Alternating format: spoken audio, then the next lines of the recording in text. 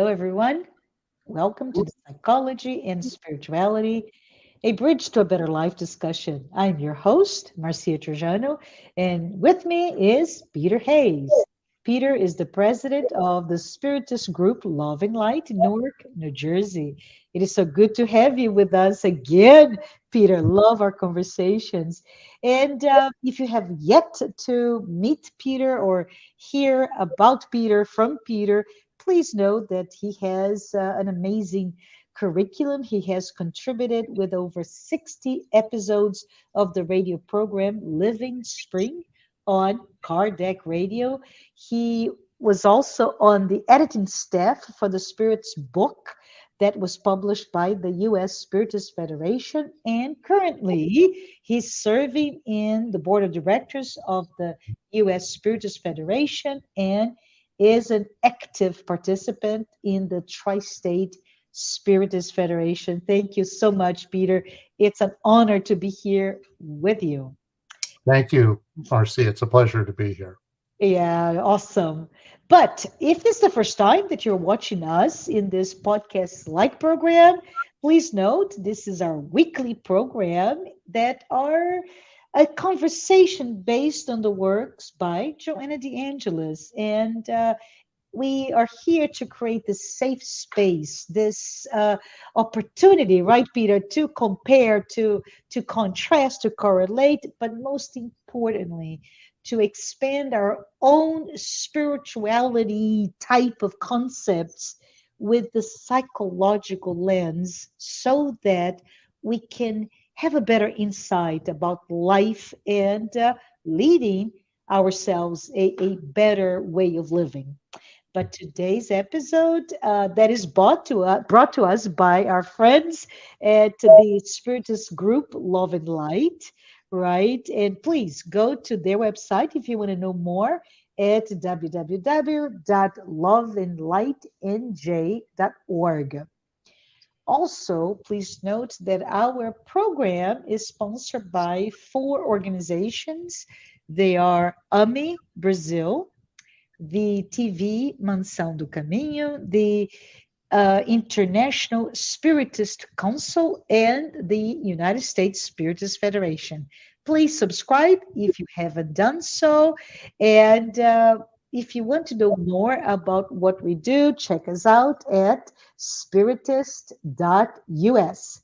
Also, feedback, comments, questions, critique, anything, let us know by putting your comments in the chat window. We'd love to hear from you and most likely come back in a different episode and bring up some of your questions. But we're here today, Peter, to discuss a an existential paradox of modernity, which is seeming versus being. And I want us to tease a little bit your thought processes, Peter. I wanted us to talk maybe about this idea of authenticity, of consciousness, of simply being. And I start because I was thinking about it before we came on air, just thinking about how in society today, the society that you and I and everyone else here Mhm. lives, we no longer perhaps define ourselves by what we do, right? Instead of hi, who are you? And in the past, and I keep thinking of Saint-Exupéry in the Little Prince, right, where he talks a lot about it. You don't talk about who you are; you talk about what you do. Yes, I'm Marcia, and I am, and you give your profession. That is passe, Peter, right? We no longer define about what we do. We don't even define ourselves by the car that we drive, the how large is our house, what is the degree that we have, but really we define by this mask that we create, this persona.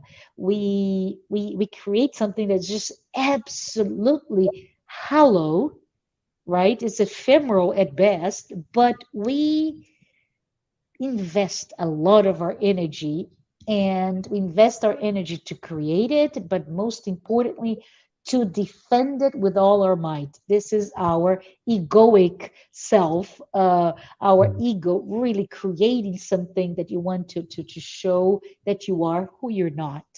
But let's think about this paradox. First of all, the questions that come to my mind, Peter, are why do we even have to create a mask and mask ourselves from ourselves, which is quite interesting, right? Why do you even fall prey to your own masks? And what I thought before I give the mic to you, and my apologies for staying too much to talk about this, is what came to my mind, Peter, was the fact that today we live with the heavy influence of social media and influencers. And that has become the new norm. We either curate and edit how we look, how we behave, what we say, how we show up, right? And when we do this, we are probably hiding away our own existential problems, our own sense of emptiness. And I have to say, if we just start to think about it, right, it ranges from fads to makeup to Mhm. hair to body type. Mhm. Influencers, they are very good at influencing, and they cause this, let's say, copycat behavior, Mhm. which means there's a lot of people out there imitating one another. We are assuming identical postures, and we are really coming short, right? Coming out of this very short on a weakened sense of ideals, of ethics, and even our own individuality. As such, there is this dehumanizing. I want to put here because it's something that Joanna brings to us, this dehumanizing equality. And when I read that, I go, Peter, what is Joanna talking about? Dehumanizing equality, which is we want to be equal, right? And I just think about it must be exhausting to stay relevant, to be an influencer, or to stay as a follower following the trends, right? We just spend all of our time looking what is the latest trend and what is the latest fad. How do I dress? How do I talk?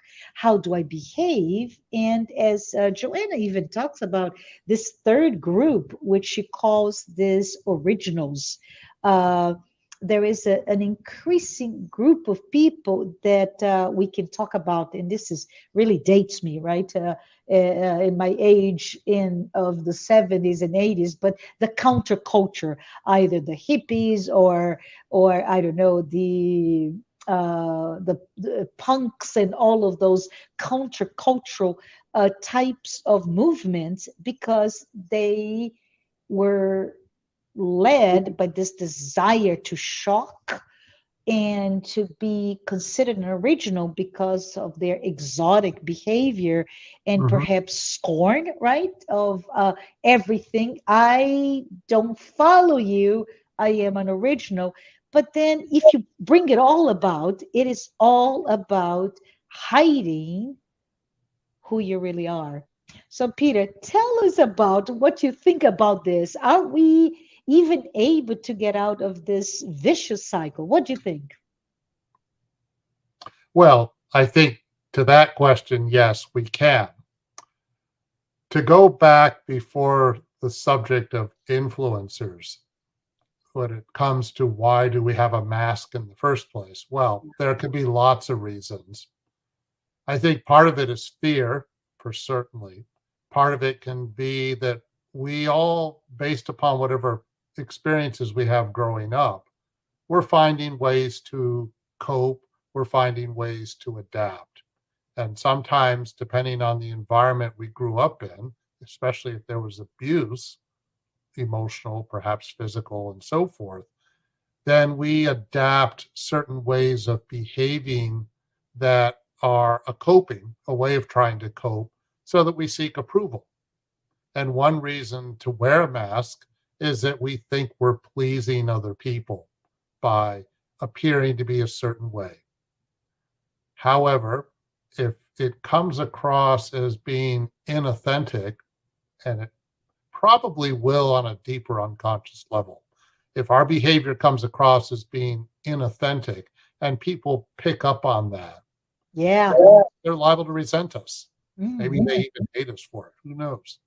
But when we, I mean, there are lots of ways to think about that. But like if we pretend to be very calm and very serene, as if we're, Mr. New Age or something like that, um, what if there's something else going on beneath us that we're not connecting to? Maybe we're afraid of anger that we might have. Maybe we're suppressing anger in one way or another. And so we put on a mask.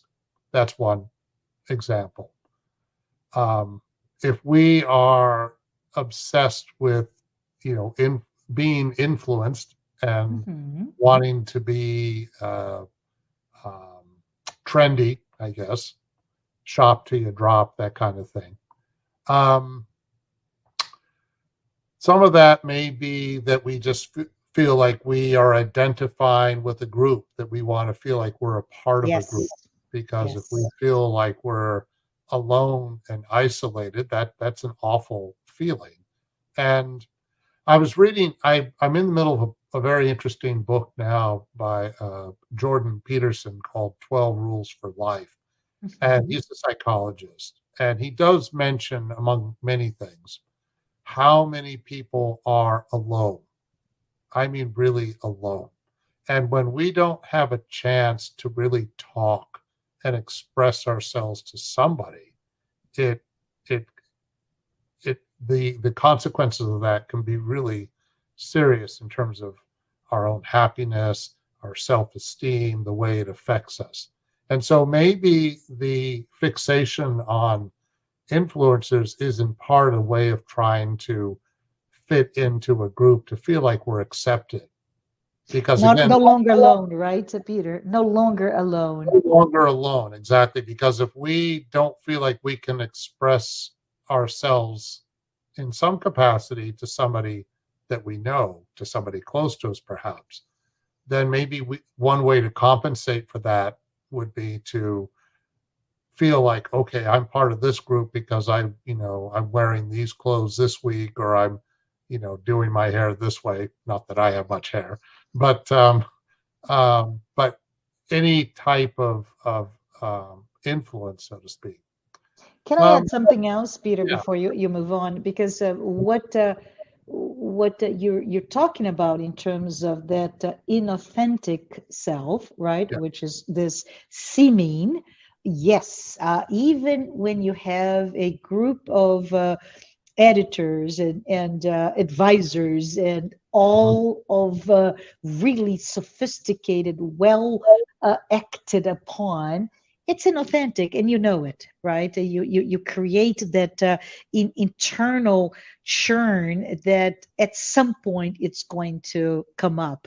I even think almost like a volcano, right, where underneath this calm let's say ocean, and at some point the tectonic plates will collide and explode, and all that pressure is going to come out to relieve all that's going underneath. And I think it's important for us to be aware of it, regardless of how well we mask ourselves from ourselves.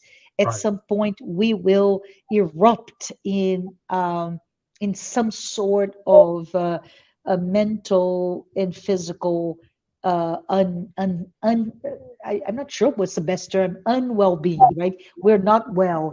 But one of the things that I wanted to bring to you, and I bring to you because we talked a couple of episodes ago about the notion of inner silence, right? And many people believe, and you and I and all of you who are here today may fall trap into the idea that inner silence is, okay, I'm going to meditate. Okay. Joanna de Angelis tells us, right? Meditate, pray, gather yourself in the place of solitude, if you will. Right. And the fact of the matter is that many of us don't even know what the true meditative state is. Hmm. We end up meditate because the doctor tells you, Marcia, you need to meditate 15 minutes a day because you're too anxious. And I go and I'm like, oh, I can't, I'm exhausted for meditating, versus that a very good place to be. And that inner silence, if you will, Hmm. should be, in my opinion, based on what I've read of Joanna de Angelis, for example, is to silence all of that, the influencing, Hmm. the being a follower or trying to be an original, whatever the subgroup we fall into, but also silence the anxieties, silence the worries, silence all of these external inputs that come to us, and take away our sense of peace, our sense of balance, our inner peace, right? Well, perhaps one of the things we may discover in our attempts to engage in inner silence is that Mhm. maybe we just need to sleep more, because I imagine many of Yeah. us are chronically under rested. And part of that can be too much of the racing of the mind in general. Sleep experts recommend, by the way, that we should get at least 7 hours, 8 hours of sleep, maybe even more at times. But that, so, how can one meditate if one is exhausted? I mean, it might happen, but it might also lead, we may discover just how tired we really are. And Mhm. as far as the inauthentic self is concerned, one way of expressing that can also be that we make Mhm. ourselves so habitually busy. And in this Yes. day and age, it's very easy to do that. I'm rather guilty of that myself. But we make ourselves so habitually busy that we don't have time for that inner silence. Because Yeah. if we did make time for that, God forbid, we might actually have to be with ourselves. But of course, that's actually a wonderful thing. I'm being a little facetious here, Mhm. but people who want to make themselves habitually busy are probably avoiding something. And I think, as someone who is an example of that, Mhm. including workaholic behavior, strong workaholic behavior, and a lot of time trying to move away from that myself. But I think it's good for us to think about why, Mhm. right? Why is it so easy to fall prey into defense mechanism or escape mechanisms such as workaholic behavior or busy, right? If you have busy, I don't have to think about it. And from that perspective, perhaps being in front of TV at the end of the day, when Yeah. you're absolutely, there's nothing left in you, Mhm. is a way to just, I don't want to think about it, right? This is Thrown out. Yeah. right, but I can zone out, versus the silence of the non-TV, which is I now am somehow facing the mirror, if you will. I'm facing myself. I'm Mhm. facing what, and I don't know if you want to talk to it. What is, can we talk today about this idea of consciousness? Well, one question I was just thinking of is, how do we learn to really be with ourselves? And who in the world are we? Well, that's a different, the answer to that, I mean, every one of us would have a different experience with that if we begin to try to tap in a little bit more to who we really are. And it can be very difficult to do that. It may be something very fearful. Maybe we wouldn't like some of who we are. But this actually leads to a very important point. We cannot connect to our higher selves until we've connected to our lower selves. To act as though we're going to go through life and not connect to our negativity in some way and acknowledge it's there, acknowledge that maybe we even like it sometimes. Before we can connect to a higher self, we have to be mindful of all that. Not just mindful, but connect to it in some way, in a safe way. And what I mean by that is, all of us, I think, have experiences that are very painful and difficult to confront. But do we have the courage to do it? Because Joanna de Angelis is stressing frequently the importance that we know ourselves, that we connect to ourselves, that we, as you said before, we connect to our authentic selves. And how can we do that if we don't acknowledge and also confront, to some extent, maybe a lot, but confront our negative selves as well, our negativity? Can you It, talk a little bit more about that? What is that negativity? Because it's important, as you mentioned, in the okay. works not only of Joanna de Angelis, but this whole plethora of schools of thoughts regarding not only psychology but also spirituality. Can you tell Well, us there that? negativity can mean a lot of things. Maybe Mhm. we like to control other people. Maybe we like to dominate. Maybe maybe we're jealous of certain people and we wish we could get them out of the way. Um, maybe we have violent urges. Maybe we sometimes really want to hit somebody, that kind of thing. All feelings that if we acted upon them, we would not be proud of ourselves and we could get ourselves into a lot of trouble.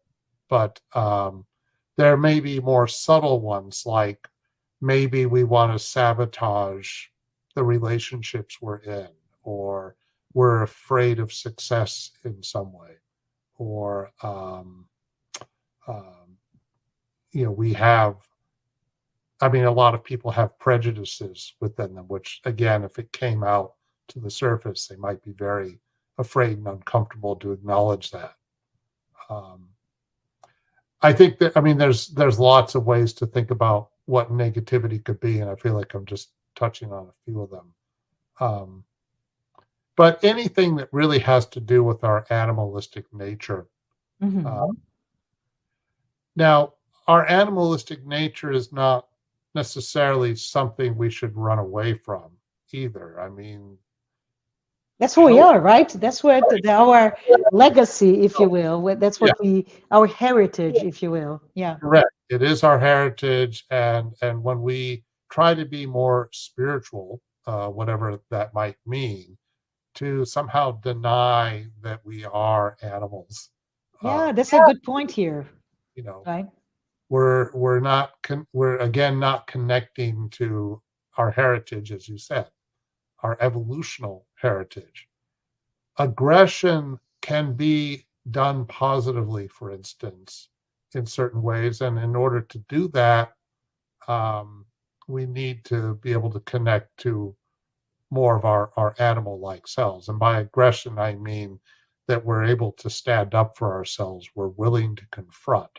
Now, when I say confront, I don't mean being hurtful and violent or anything like that, but simply having enough self esteem, enough positive ego that Hmm. we don't tolerate certain forms of behavior when those behaviors should be confronted. Yeah. So on one hand, having filters Mhm. to control ourselves as Yeah. organism within a society, right? As social beings, that's one thing. The other Mhm. thing is the fact that we do have an animalistic Mhm. dimension as well as a spiritual dimension.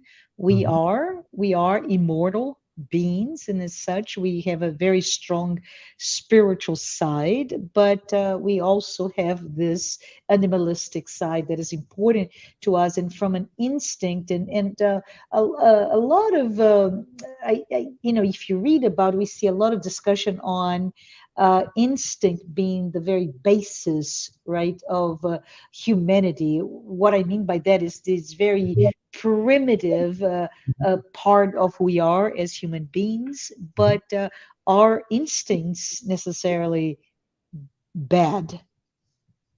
Are instincts bad? No. I mean, Mm-hmm. instincts help us to survive Mm-hmm. because if we didn't have instinct at all, how would we perceive danger, for instance? Yeah, So, um, our instincts, well, if our instinct is to be impulsive and violent, obviously that's not so good, but suppose we have an instinct to be caring.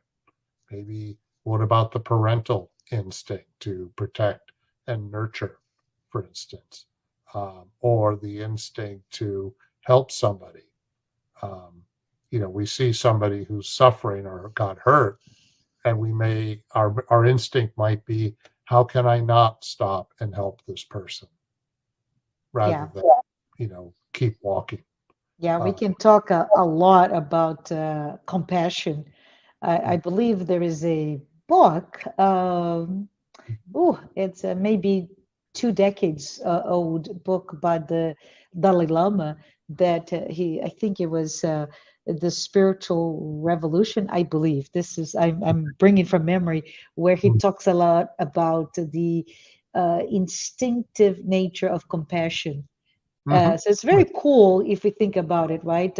So we are compassionate, yeah, but not just us. If you look into uh, nature, right? And let's go to the wild animals in the African savanna, and we see that, as you mentioned, the parental instinct, that instinct to preserve. Right. Nevertheless, we're no longer that caveman or the man that runs against those animals, and yet our instincts to protect, to help us with the survival of who we are as an individual, but also the race, is can be interesting enough an impediment for our own growth and evolution as spiritual beings, right? Yeah, I mean, animals operate on instinct, and that's primarily what they do. And we have that impulse as well, but of course, we have all kinds of complex emotions and analytical abilities and discernment and so forth that allow us to make all kinds of choices based on that. Um, so going back to animals, animals will raise their young and they'll be caring and nurturing, but once the responsibility is accomplished, the parent animal may very well go on to a completely different life with others and abandon the young, but humans don't do that. Yeah, yeah. At least not all humans, right? Under normal, we um, stay in contact, yeah, with others yeah. up But can until. we pivot a little bit? I know you work a lot with spiritism, right? And as president and active worker in different organizations, can you tell us a little bit about how Joanna, in her book The Conscious Being, right at the beginning, she really brings very strongly the aspects of spiritism that can help us understand our sense of self, our sense of authenticity in all that we are, meaning this immortal being that brings with ourselves our own heritage, our own past past existence, and all that we created. Can you talk a little bit about it, Peter? Well, if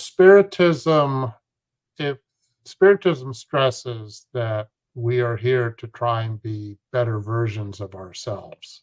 And part of what that means is that since spiritism stresses the immortality of the soul and stresses that we do come back, reincarnation, we therefore are here to learn. And with reincarnation in mind, it makes a difference as to why we are here or how we experience life, and that everything Beautiful. Yeah. we go through is an opportunity to learn. We learn through the bodies we're in, we learn through the families we're in, we learn through the challenges that we face, just moving around the physical world. There's all kinds of learning to be done in all of that. And since Spiritism, the purpose of studying Spiritism and trying to put it into practice is for us to be better versions of ourselves, to try to understand better who we are. It's very connected to psychology that way, because certainly psychology stresses, as probably one of the most fundamentally important goals, is for us to know ourselves, to have more consciousness about who we are, and to understand a little bit more about maybe where we've been, what our past is. Uh, a lot of, like, Freudian psychology, if I'm not mistaken, will stress that a lot of times we're carrying the past within us now. So if we just look at a single lifetime, whatever we're going through now is in many ways a reflection of what we were experiencing when we were younger. So So the young, past, so trauma of our youth, right? the Or trauma of childhood. our youth, I mean, it can be the trauma of our youth. It can maybe be, hopefully, some positive things too. But whatever it is, it's part of who we are now. So it's the present of the past, or the past is in the present. And, but it's also, from what we remember of the past, is our memory reliable? Not necessarily. We're Hmm. probably not remembering many things. We're always filtering how we process our past. And then there's also, what are we internalizing unconsciously? What are we carrying around with us that we're not so aware of, that we maybe, well, that we took in when we were very young, for instance. Hmm. I mean, just one example is, in the first 2 years of a child's life, the bonding with the parent is really, really important. And depending on the nature of that bonding, it can have a big influence on them in adult life. Now, if somebody did not have good bonding, that does not mean necessarily that they're condemned to struggle with bonding as adults. But it can also mean that as an adult, if someone didn't have very good bonding in childhood, they may struggle. Um, People can be both affected by these things, but we can be more resilient than we give ourselves credit for too. And going back to the subject of authenticity, wearing a mask, and so forth, that would be another reason, difficulties with bonding, because we may, Hmm. if we're seeking acceptance, maybe we didn't learn very well how to seek acceptance, or we're terrified of rejection. Um, Why if is we it so don't, hard, Peter, to Mhm. accept who we are? Why is it so hard to, and I don't know that you have an answer to that. I'm just thinking out Right. loud here. Yeah. The complexity in our own way of understanding what love is, right? And we can go through an entire discussion on the historical definitions of love, right? Very much materialistic, possessive, etc., versus the agape, that love that Jesus was an example, a pure example of this Yeah. unconditional love, all accepting love despite all that we are and all of our foibles, if you will, Mhm. that the love exists. But why is it so hard for us to to accept that, to love like that, to be loved like that? Why is it so hard for us to feel like we are loved Yeah, and to be able to love, right? and to love? Yeah. Well, again, bonding can be a big reason for that. That it's if we don't feel like we are loved. I mean, one of the most important things parents can do for their children is to send the message that they love their children unconditionally. Their children Mhm. may be major pain in the necks, but and hopefully parents are learning how to set boundaries with their children so that they're not such big pain in the necks. But but even so, if it's a little bit like when a small child is not behaving well, we respond one way to that versus an adult who's not behaving well, right? We're a lot less sympathetic to an adult misbehaving than we are a small child. Doesn't mean that small child shouldn't be held accountable in an appropriate way at a level that child can understand. But um, in setting those kinds of boundaries, um, who was it? Mr. Rogers. Um, Mr. Rogers talked about setting loving limits with children. And I think what he was getting at is you do need to set limits, of course. There are times when children behave in ways that they need, you know, to have some limits set. But if it's done in a loving way, then it's a way of sending the message that I love you, I still care about you, even though Yeah. you're not allowed to do what you're doing, or even if you're unhappy that you cannot have that ice cream right now, um, and things like that. When we feel that we've got that foundation of love, then it's a whole lot easier to cope. Going back to fears of rejection. Well, rejection is very hard, but if we have a sense of who we are, even if we are rejected by somebody, we don't fall apart as a result. Sure, we may feel badly and so forth. It's like if one's dating and they get rejected by this person or that person. Okay, that's not fun to go through. But if we have a sense of who we are, if we're connected to our truer self, are we able to, get through that rejection and move on rather than be devastated and feel like I'm no good, I have nothing to give anybody, I'm going to give up, and so forth.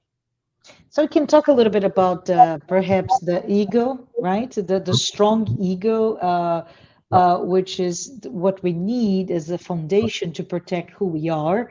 Right. And when we talk about the bonding of the child with their parents in early childhood, but also Mhm. the entire structure of through life to have that strong ego structure being formed and support you in your sense of self. Right. But the issue that we have is when we let the ego drive all of our responses to the external inputs. And what we mean by that is, I guess we talked about this before, perhaps, Peter, Mhm. when we met previously, where there are many emotions out there. There are four basic emotions: joy, sadness, anger, um, and, and fear, right? Mhm. And they're there to help that human being in a very instinctive manner react to external Mhm. inputs, either threats or that bonding. In case of joy, right, you emote, you have those emotions as a response to what comes from outside in.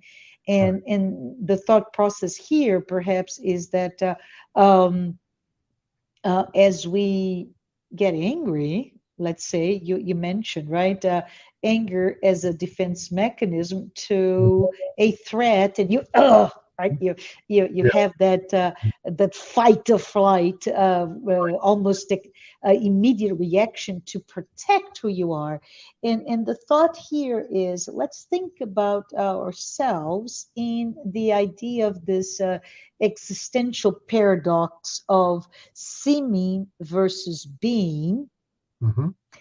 in terms of what is it that is creating that response mechanism? Is it you are protecting your ego, Hmm. right? And then because of it, the egoic masks and the egoic behaviors and the egoic constructs of that curated idea of this is Peter and he is this, that, and all of those attributes that you have invested your entire lifetime to be a respected member of society, somebody who's intelligent, somebody who is compassionate, whatever may be that you identify yourself as.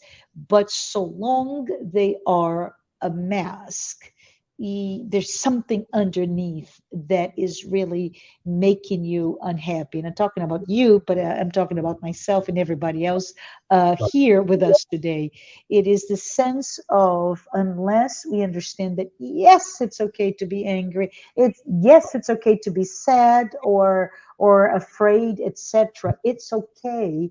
But let's take the time to understand, if I am angry, let's not mask that anger with hi, right? That very yes, that inauthentic Yeah. mask of niceness when I am angry. Okay, Yeah. I'm angry. Peter, I am angry. Okay, I am angry. So why am I angry? And then we have that journey, that invitation that Joanna brings to all of us. That invitation, and it's pretty much in all of her body of work as well as the Spiritist body of work, a Spiritist literature, or in the sense of let us look, embark in this journey that takes a lot of courage to look inside and confront those emotions, those Yeah. feelings. Because looking inside and confronting those emotions is not does not mean or shouldn't mean that we're going to become permanently swallowed up by them. Yes. And we have to be able to understand that any of these feelings that we may have, happiness, sadness, fear, etc., Hmm. they're temporary. We have lots of different emotions from one moment to the next, and anything that we're going through, it may be challenging, but it's not like we're going to be there for all eternity. And in fact, we may be a lot better off if we're allowing ourselves to experience things like anger. So, and you're right. Joanna de Angelis does say that, and so do psychologists in general, that anger is normal and Hmm. anger is okay. The question, though, is how do we find ways to express anger that are not, explosive to the point of being violent and hurtful and things like that? Because let's say we have, I mean, just as an example, let's say we're in a relationship and the person we're in a relationship with has done something to make us angry. Not that that ever happens, of course, but can we find a way to talk about it that is not um, meant to score points and hurt and abuse?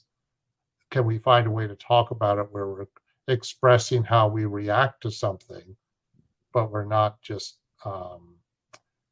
really dumping on that person? Because there is the next day and the next day and the next day after that if we're in a serious relationship. So we always have to be mindful about, there's going to be that tomorrow. So let's try to, but well, an important point. I I'm going to pick on spiritists just a little bit here, but sometimes I encounter people that seem to be a little afraid to confront We must elevate our thoughts. We must, thought is everything. We must always have good energy, positive vibrations. Well, yes, that's true, but if it's not, then what foundation is that really on? Is that on a foundation of authenticity, or is it on a foundation of fear and avoidance? Because if and it's the latter, then you know. yeah, and it's very important because when we talk, and we don't have the time to go into it, Peter, Yeah, but when yeah. we start to talk about projections and Mhm, complexes and even right. archetypal behaviors, Mhm, right? We fall prey into an idealized behavior. Okay, I'm a mother, right. therefore the idealized version of what a mother may be, not only culturally, in terms of my family subculture, my regional subculture, the Western subculture, versus the in entire world of that idealized version of Mhm, being a mother. And when that does become incompatible to my feelings, we start to have dealing unconsciously or even subconsciously conflict with ourselves, right? And we repress who we are, we repress how we're feeling, and boy, that starts the journey of that seeming, that behavior of I'm not going to be authentic to myself, I'm not going mhm, to explore the lack of synchronicity between what I expect of myself and how I am capable of living that role of a mother in this case, right? And I keep thinking there's so many roles out there, there's so many idealized versions of what we should be, and of course this changes through time. The idealized mother of 500 years ago, or mhm. even perhaps 100 years ago or 50 years ago, is not the same of today, Sure. where in the West, most women have joined the workforce and they're not with their children, they're not caretakers. For those of you who are, thank goodness that life has allowed you to be with your children, right? But more and more women and men are out there, hence, their children are dealing with a different type of childhood than maybe 10 years, 50 years ago. But Sure. with that, I think we we should really look into this beautiful invitation to be loving, Mhm, to understand our animalistic as well as our spiritual dimensions, to mhm. understand that we do bring instincts, but they are not bad. They're just part of who we are. And those instincts are here to protect us, such as those basic emotions. They're there to help us survive Mm, whatever threat, perceived or real, is there, in that we should look every time I am behaving. mhm, Let's think about, am I being original? Am I being a follower? Am I being an influencer? But why? mm. Let us focus on being, and that's my invitation. Any final words, Peter, on onto this topic to those who are here with us today? If we really want to influence anyone, then I would say the best way we could do that is be as authentic as we possibly can be. And that also includes having the courage to sometimes not look so good. Maybe we make mistakes or we behave badly, but we acknowledge Fail, right? we Fail fail fast. Yeah, fall apart. on our Yeah. faces. Hmm. I mean, as someone who plays guitar and has done it in front of people from time to time, I've certainly had the experience of completely falling apart, and it's not fun. But you know, the rule there, so to speak, the rule is keep going. You know, don't just like, oh man, but just keep, kind of get yourself through it. Yeah, I messed up. All right, but just keep moving. It's not denial, but it is having the courage to, okay, I didn't look so good there, I guess, God forbid what people might think of me, that kind of thing. So going back to the subject of wearing a mask, if we're terrified of what people might think of us, then wearing a mask can be very tempting, but we pay a big price for doing that. Absolutely. Absolutely. So let us all have the courage Mhm. to identify if and when we wear those masks, what those masks are, Right. and start to remove them, Right. become naked with ourselves and all of the flaws, Mhm. all of the the failures, the tentative acts, all that we actually overcome, and by facing and becoming who we are, we actually become better, we evolve. But with Absolutely. that, I want to say thank you, Peter, for being with me today. Thanks Thank you. everyone Mhm. who's here with us today, and I'll see you next time. Thanks everyone. Thank you, everybody.